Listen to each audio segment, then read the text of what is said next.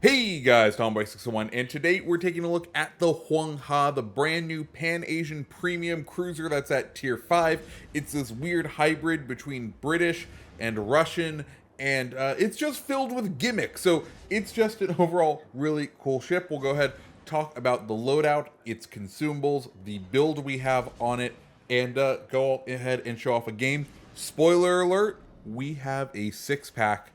It was a pretty fun game. So first things first, let's go ahead and just start talking through the Huanghe, and we'll start with the commander. And well, there really is only one you could kind of consider using for it, and that's going to be Ding Rusheng. Now, at this moment when this review is being filmed, we do only have the base standard commander, and I've modified him to work as a cruiser commander because, of course, the other Pan-Asian commanders are destroyer-focused, and that's not what you want right now. So, we're going to be using Din Rusheng. His base tray is going to reduce the reload time for the main battery. Then we're running Makawa and Belfast, and we'll talk about the smoke on this ship because it is a unique smoke, but Belfast is going to reduce the detectability range when you're firing in the smoke, which is very, very useful. As far as the other skills go, we're running Burn It Down XXL, Look at Me Now, Back in Stock, Smoke on the Water, and then Fully Packed to get those extra consumables. Speaking of consumables, this is where this ship shines. So, damage control party, you have the base standard 5-second duration with 60 seconds. Cool, whatever. Then you have the choice of 3 consumables. You can run sonar, and it's a not the best sonar, 2.8 detectability on torpedoes, 4 kilometer on ships, 92-second duration, reload time 180, and you get 3 with fully packed. The unique thing is the torpedo reload booster, and that's nice, but I'll be honest, I've been running sonar this whole time, or defensive AA. The torpedo reload booster is definitely there just for the gimmick, just because you could use the torpedoes. The torpedoes are somewhat effective on the ship, but I feel like a cruiser with sonar is what you need. And then finally, you do have smoke. Now, I do want you to look at the stats of this. Consumable duration is 93.6 seconds. Dispersion time is only 10.4 seconds, and the reload time is 240 seconds. So what does that mean? Well, it's going to it's going to be putting out smoke for 93.6 seconds, but each puff of smoke that happens in that 93.6 seconds only lasts 10.4 seconds. So you get this sort of very slow crawling smoke with this ship, which is a very interesting twist on the smoke that we have seen in the game. Camouflage, well, in this first game, you'll see us using the new Lunar New Year camo. There's also a base camo that comes equipped with it, and I do have to say, I kind of prefer that base camo out of the two of them. Finally, let's go ahead and talk about the mod slots. You do have only 2 because it is a tier 5. We're running Aiming Systems Mod 1 and Steering Gears Mod 2. And that's all of that. Let's now go ahead and talk through the stats. So, the Huanghe is, of course, a Pan-Asian cruiser. Hit points is going to be 24,100 with an armor thickness between 9 and 100 millimeters. If we go ahead and take a look at the armor overall, the bow of the ship and the majority of the deck is sitting at 16 meters. We do have this nice armor plate around the center line, and thankfully that is not the Citadel. The Citadel sits just a little above the waterline from those massive secondary guns to about the front of the first smokestack. So don't aim kind of at the turrets. You need to aim a little more center on this ship to hit those, to hit the citadel of this vessel. Torpedo reduction is going to be at 7%. Main battery, you're going to have 3 2-barreled 152 millimeter guns with firing range of 14.3 kilometers. Reload time on them 6.8 seconds, giving you a shells per minute of 53. 180 time on those guns, 25.7 seconds. HE is going to do 2,200 damage, giving you a DPM of 116,600 and a 14% chance to set fire. That's right, this ship surprisingly good on the fire starting chances. AP 3,300 damage, giving you a DPM of 174,900. Secondaries, well, this ship does have 4 two-barreled 100mm guns. Those are those massive secondaries. They almost look like German secondaries, or they kind of look like the German turrets on like Bismarck and Tirpitz, which is kind of odd, but that's just what they remind me of. Range on them, 5.2 kilometers, which is surprisingly good for a cruiser. Reload on them is going to be 4 seconds with a damage of 1400 and an 8% chance to set fire. Torpedoes, you have 2 3-barreled 533mm torpedo launchers, and they do fire the deep water torps, not the standard torpedoes. Reload time on those torps, 75.8 seconds, and they do 15,000 damage. Detectability range, 0.9 of a kilometer, so they are that super stealthy that you know and love from deep water torps, with a top speed of 60 knots in the water for those torps, and a range of 8 kilometers. AA range and AA armament, well, it's going to have a 5-kilometer range. Minimum damage you're going to be seeing is 78 with a max of 181. Not the best AA, but fairly respectable. Max speed of the vessel is going to be 33 knots with a turning radius of 570 meters and a rudder shift time of 5.3 seconds.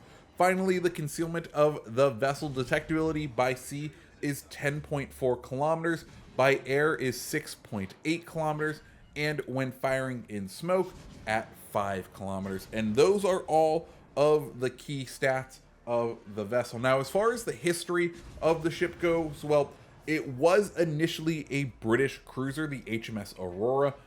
She was then kind of gifted to the Republic of China in 1948, which then became the People's Liberation Army Navy. And then once they kind of went more communist, they decided to kind of overhaul the vessel with some Russian guns, and that's kind of the form that we see this vessel in right now. So that's the history of the vessel. Now let's go ahead and take a look at a game in this ship. Okay guys, so here we are on Neighbors in the wonderful Huanghe. As you can see, we are back in the more historical of the camos, and the one I think I honestly prefer, because the Lunar New Year one a little too bright. Now, a little disclaimer about this game: this was my first game of the update and the first game and the first ship I took out, because, well, I have a soft spot for British light cruisers, and, well, this is essentially a British light cruiser, but with a bunch of weird quirks and features. So I was like, this is clearly going to be the highlight of my update, is going to be this vessel. And opening game does not disappoint. Anyways, we're trying to get a little bit of cover back over here before we start engaging ships. Now, I do have to say, I do play this match a little suboptimally, just because I hadn't checked out any of the stats yet, so I didn't know how high the fire chance is. I should have probably noticed by the, first salvo getting a fire. That probably should have tipped me off. But you'll see me stick to AP a bunch on this, and that's mainly because, well, we get presented these beautiful broadsides, and yes, we're not doing a ton of damage when we're hitting citadels, but we're still hitting citadels and we still have broadsides, so we can't say no to taking out. Anyways, we've activated the smoke right here. As you can see, it is a long-lasting smoke, but we never really have a bunch of time left in the smoke screen. If you look at the top left-hand corner of kind of the reticle, you'll see we never have more than 10 seconds in the smoke, and we can't go more than quarter speed to stay in our smoke. It does give us this nice crawling effect, and it does add an interesting layer. It is just one of the things that, like, you like about the ship, but then you realize it does have some pretty significant downsides. One of those being is that, well, because your dispersion time is so long, the reload time on the smoke doesn't start until the dispersion time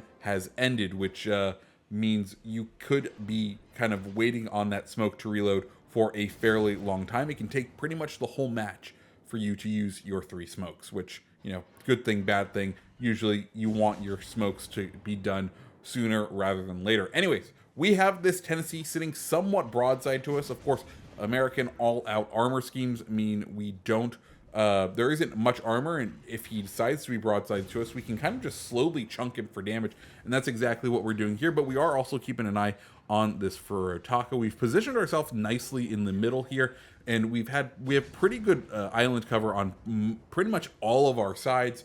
We are spotted right here for firing, but we kind of just start nudging our way forward. Finally find ourselves behind that island. We get that beautiful Citadel hit on Furutaka. We're going to try to finish it off right here. Another Citadel hit here. As you can see, damage on this ship, not the greatest, but it is fairly consistent and fairly accurate, even if you're not running a actual dedicated cruiser commander. That is, I think, one of the other downsides to Huanghe is the fact that, well, you don't have a dedicated cruiser commander to really boost yourself appropriately. Anyways, Furutaka, we saw, has literally no health left. We just needed to sneeze on him, and we take him out for our first kill of the game. Tennessee still plotting his way forward, and we can see the enemy team has kind of concentrated itself very nicely up in this corner. We do have to keep our eyes off to our starboard side, though, as there are still enemies off in that corner. But this Tennessee is kind of the biggest threat and the one who we can probably knock out the soonest, so that's exactly what we're going to do. We're going to continue to just kind of throw our shells his way, try to get as much damage as we can. We're not getting huge damage, and that is one of the downsides, and probably I should have realized to switch over to HE at this point, even though he is somewhat broadside. Furutaka coming in, we go ahead, drop the deep water torps right there. Tennessee looking like he has pretty much nothing left. Thankfully, he's bowing to the majority of our team, but we have this nice crossfire, which is going to let us pick up the kill here. Furutaka takes the turn, and if a Furutaka is turning like that, that probably means torpedoes are on the way, because, of course, Japanese cruisers tend to have those rear-firing torpedoes. So we're going to go ahead and put our bow towards him. That way we have the ability to maneuver when those torpedoes inevitably come our way. He turns in just enough for us to start getting and punching through and getting those beautiful Citadel hits. We get 2 Citadels there, 1 more there, and that brings us up to 3 kills and 70,000 damage. Now, we are nearly tied on ships, but the enemy team is quickly approaching, and we are starting to get surrounded by battleships. Now, Huanghe, decent ship, okay against cruisers, not the best when it comes to standing up against battleship grade guns.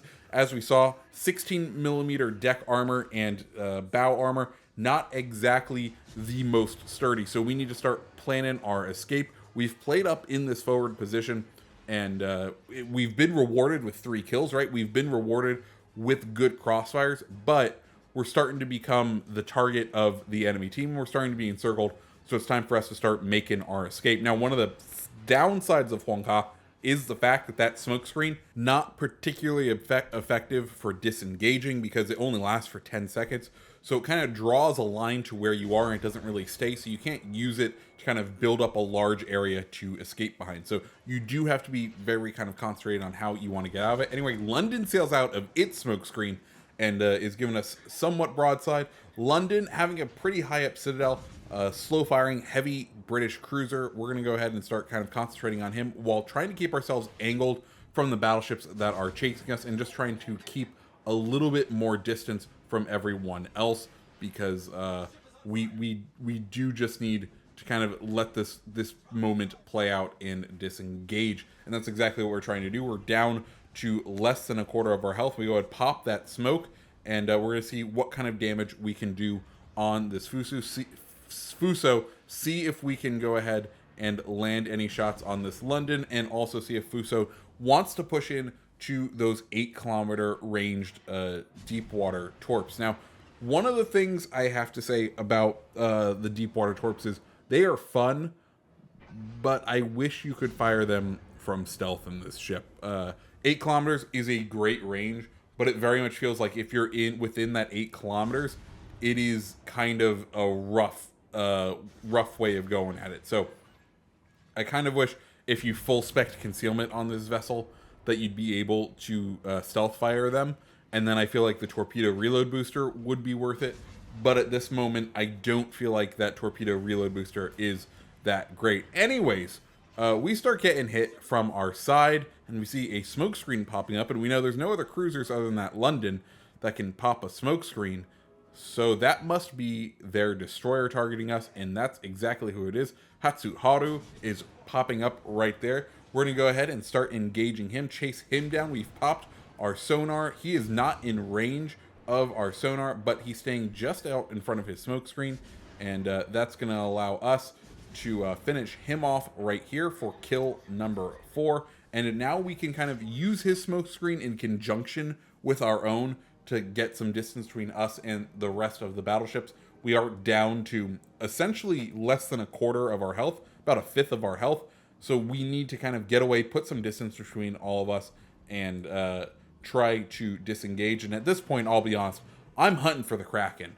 I'm at 4 kills. It's not looking great for our team, but I know there's a low health London out there. I know there's an Emil Burton out there, and I saw how long it took to take out that Tennessee, so my hope isn't very high for taking out another battleship without being able to sit in my smoke, and I have, well, 3 minutes left until I can deploy smoke again. So I need to kind of keep my distance from these battleships, let this destroyer, this Hatsuharu, who is going to have some good torpedoes and has enough time to kind of torp down these battleships and doesn't have a cruiser cover for these battleships. So as long as he keeps his distance, he's going to be fairly effective against those battleships.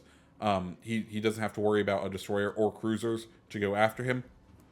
Us as a cruiser, we're going to go ahead and try and hunt down the remaining cruisers, and then turn our attention to the battleships when we are able to go ahead and actually fire out our smoke, because of course we don't have that ability to stay in cover. We see London has popped his smoke, and we're also kind of trying to run over to our battleship that is over here, kind of hoping he's running Will to Rebuild, because he does look like he is in a little bit rough of shape, and if we can get over to him to help out with Will to Rebuild, we can hopefully keep him in the game, keep another set of guns, keep some DPM with our team, because that is one of the things that does snowball relatively quickly, is if you start losing ships, you start losing output of DPM. Once you start losing that output of DPM, it gets increasingly harder and harder to kind of turn back that tide of, and battleships are a essential source of DPM. They provide large spikes of alpha damage, and we can see that New Mexico is just on his last limbs. We're trying to turn in, seeing if when we do turn in, if we start seeing health start to regenerate from him. But sadly, it's not looking like, even when we're this close, that he is regenning much health. So we are assuming he isn't running Will to Rebuild. This would be one of those nice times where if we were able to see what legendary skill our teammate was running.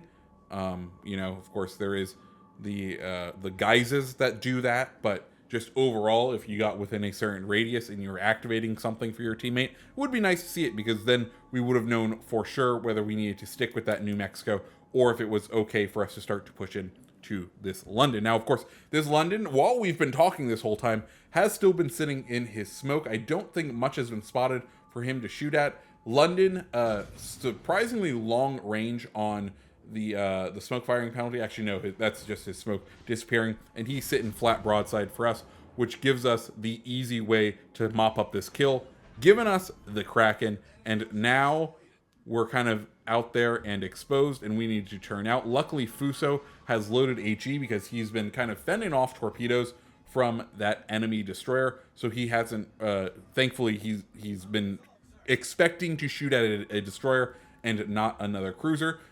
In other good news, we are about to have our smoke back, and that's exactly what we wanted to do to be able to start to engage these ships. Now, sadly, it is only us in the Hatsuharu, and he's not looking like he is in that great of shape. We see Emil Burton kind of sailing straight around that island. We're going to see if we can kind of get a cheeky citadel on him. Don't think that's going to be in the cards. We kind of check Hatsuharu, see how his health is doing. We can see he's down in the base trying to prevent the cap. And we do now have a Koenig and a Fuso kind of turning towards us, because, well, we're a juicy target, and hey, at least they can spot us, as opposed to the Hatsuharu, who they've been kind of blindly chasing this whole time. We set a fire, get the high caliber. Of course, this is one of the few times we've been using HE, which once again should have told me that this is an HE ship. And I would advise firing HE a little more than you've seen me, but I think we've been firing at pretty much broadside ships. Fuso now within range of our torpedoes. We're going to go ahead, let them fly at Fuso. Sadly, Hatsuharu has to put out his smoke. He is pretty much surrounded by the enemy team at this point. Sadly, that is going to probably lead to his demise. And we know we can't let this Fuso continue to push into us, because if he does, he's going to get close enough to start to spot us when we're firing our guns, or when the smoke runs out, we are not going to be able to disengage. So we have one set of torps out in the water towards him, and we're going to try to just keep the smoke in a line so we can get around this island, trying to stretch out our life as much as possible, get him outside of the automatic detection radius. This is that problem I was saying earlier with using the smoke to disengage with this vessel. It is just rough. The first set of torpedoes didn't quite have the steam to run out. We do see we have inadvertently set up a nice crossfire of torpedoes on the Fuso with our Hatsuharu. His torpedoes are coming in from one side, our torpedoes coming in from the other, and let's watch and enjoy as they come in.